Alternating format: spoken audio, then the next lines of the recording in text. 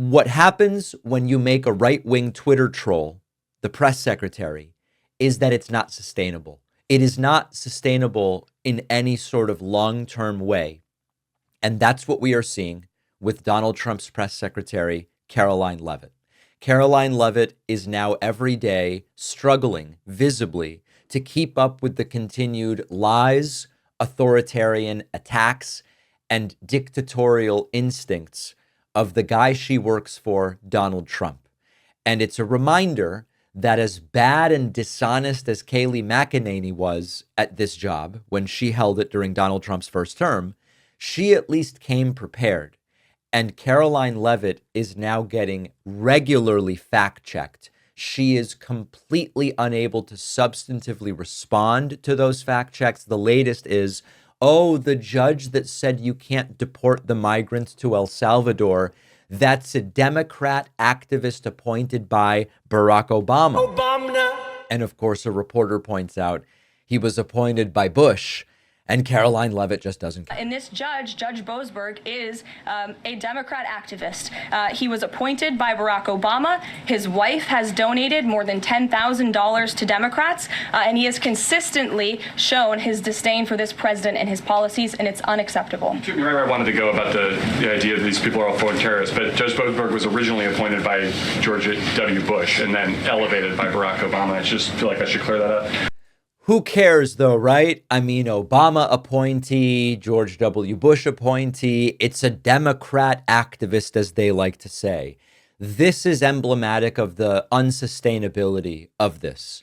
And I would be shocked if Karoline Leavitt really is able to stick it out in this administration. It's just not striking me as particularly likely. But every single day, these humiliations are happening. A reporter asked a great question because Trump was asked recently, will you defy court orders from judges? And Trump goes, no, we would never defy a court order. But if it's a bad judge and we determine that it's a bad judge, then, we might just have to do our own thing. Karoline Leavitt was asked, how do you define a bad judge? Is it just someone who disagrees with Trump? Here is her answer. Understanding, and that's the truth. And if I could ask a question about the judge as well. How does a president define a bad judge? Is it just someone who disagrees with him? And is that a dangerous precedent in this case? Because this is a temporary ruling from Judge Boasberg that he could ultimately rule in your favor. Is he setting up a standard here for calling for the impeachment of a judge who may ultimately rule on your side? No, it has nothing to do with disagreeing with the president on policy. It's with disagreeing with the Constitution and the law. And it's trying to usurp the authority of the executive branch of this country. It's having baseless reasoning for these injunctions. And it's a clear effort by these judges to slow roll this president's agenda. They want you to believe that it is the justice system that is acting outside of the Constitution, and that Donald Trump is doing the constitutional thing by ignoring orders from courts. The truth is, of course, much the opposite. I hate to cite John Roberts, the Chief Justice of the Supreme Court, but he is correct when he says, we have a process when you disagree with a court order. The process is that you appeal. You don't ignore it. You don't, which Trump did. You don't demand that the judge be impeached, which Donald Trump did. You don't just say, I am the ultimate source of power, truth, and knowledge in this country and in this world, which Trump has said many times. You appeal. And the biggest scam that they are running right now is arguing that it is they who are following the Constitution, when in reality, they are the ones ignoring the rule of law. They are the ones ignoring due process, and they are the ones ignoring the Constitution. Now, finally, again, Karoline Leavitt asked, what about Trump firing 2 FTC commissioners because they're Democrats? And she says he has the authority to do that. Of course, the law suggests he does not. Sure. Go ahead. Thank you. On the FTC, 2 quick questions. Can you explain the president's thinking in his decision to fire the 2 Democratic commissioners, especially given that Mark Meadow is on track to be confirmed next week and there would be a Republican majority? My biggest question is why now? Sure.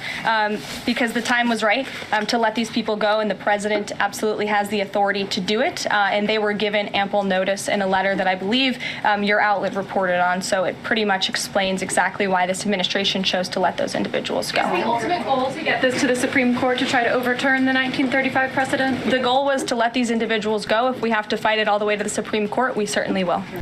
This is, of course, yet another lie from Karoline Leavitt. Donald Trump did not have authority to fire those two FTC commissioners. He did it anyway because the law means absolutely nothing to Trump. And you know what? Who am I to say that he's wrong in the sense of who's going to do anything about it? Everything that he has done when he says, I'm going to flout, that's FLOUT, when I'm going to flout the law, nothing happens. So why wouldn't he continue doing it? Now, after the break, I'm going to talk to you about the numerous legal blows that the administration suffered. But if no one has the power to enforce anything, what difference does it make? We are just 5 days from the release of my forthcoming book, The Echo Machine. The last signed copies remain available at davidpakman.com/booksmith. I was notified this morning. People already are getting books in the mail. I don't know. The release date is until Tuesday. I know that the warehouses have delivered the books to the booksellers. It seems that they're already shipping out. So you may even be able to get the book before the weekend if you order today. We'll take a quick break and be back right after this. Big companies with poor security get hacked every day. And your personal information is being sold on the dark web so criminals can target you. Not something I have to worry about as much since I have Aura. Our sponsor, Aura, vigilantly scans the dark web to see if any of your personal information has been leaked, like login credentials or addresses, social security number. Aura also will alert you in real time if any criminals use that information fraudulently, for example, to try to open a credit card.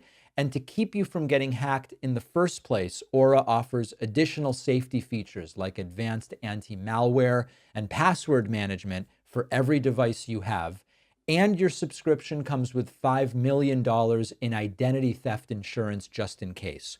Aura even provides parental controls to let kids explore the internet safely with tools to filter harmful sites, manage apps, and limit screen time.